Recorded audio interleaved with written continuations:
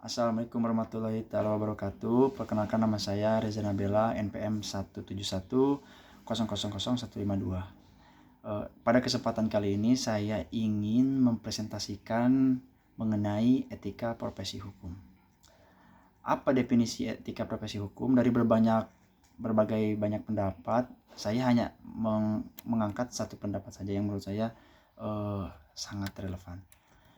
Etika profesi hukum adalah dasar acuan yang dijadikan pedoman oleh para penegak hukum dalam menegakkan keadilan yang dituangkan dalam bentuk kode etik profesi hukum tertentu.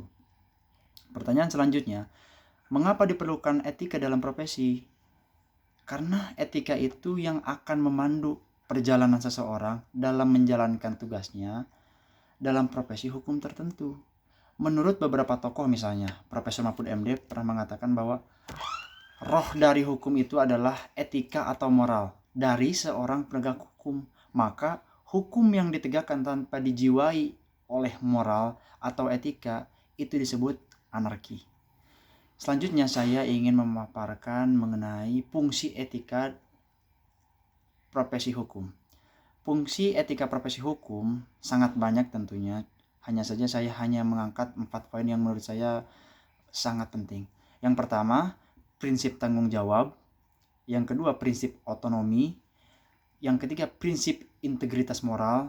Dan yang terakhir, yang paling inti dari prinsip-prinsip yang dijelaskan di atas adalah prinsip keadilan, yang menyatakan bahwa tiap-tiap profesi itu dituntut untuk mengedepankan keadilan dalam menjalankan pekerjaannya. Dalam hal tersebut, keadilan itu harus diberikan kepada siapa saja yang berhak. Dari pemaparan di atas, maka saya menarik kesimpulan bahwa etika profesi hukum itu sangatlah penting dan melekat pada setiap orang yang mengemban profesi hukum tertentu. Maka dalam ketatanegaraan kita, sistem peradilan etik di Indonesia mulai berkembang ditandai dengan adanya penegak etik dalam suatu profesi hukum tertentu. Sekarang dalam sistem ketatanegaraan Indonesia sudah cukup banyak berdiri lembaga-lembaga penegak etik dalam jabatan-jabatan publik. Di dalam bidang kehakiman misalkan, ada yang namanya komisi yudisial. Di samping adanya majelis kehormatan hakim Mahkamah Agung yang tugasnya mengawasi Mahkamah Agung. Selanjutnya, di Mahkamah Konstitusi juga ada yang disebut Majelis Kehormatan Hakim atau disingkat MKH, Majelis Kehormatan Hakim. Di dalam legislasi misalnya ada namanya MKD, Mahkamah Kehormatan Dewan. Di lingkungan advokat ada pula yang namanya Dewan Etik. Sebenarnya pelanggaran terhadap etika itu sudah diatur dalam TAP MPR nomor 6 tahun 2001, TAP MPR tentang etika kehidupan berbangsa dan bernegara. Apa isinya? Isinya pejabat negara yang mendapat sorotan negatif dari publik karena tingkah laku dan kebijakannya harus mundur dari jabatannya sebelum ada putusan pengadilan.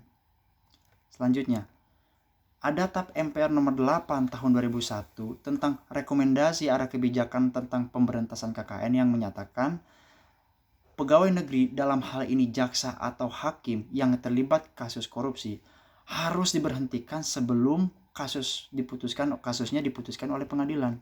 Jadi kalau misalkan dalam lembaga etik itu seseorang bisa diberhentikan terlebih dahulu sebelum kasus hukumnya ditetapkan oleh pengadilan. Jadi semuanya sudah diatur sedemikian rupa agar negara dan hukum berjalan berdampingan secara seimbang. Dari pemaparan di atas semuanya beberapa saya mengutip dari jurnal yang berjudul Sistem Peradilan Etik yang ditulis oleh Profesor Dr. Jimli Asidki SH. Nah, hanya segitu presentasi dari saya, mudah-mudahan ada manfaatnya. Mohon maaf bila ada kesalahan. Assalamualaikum warahmatullahi wabarakatuh.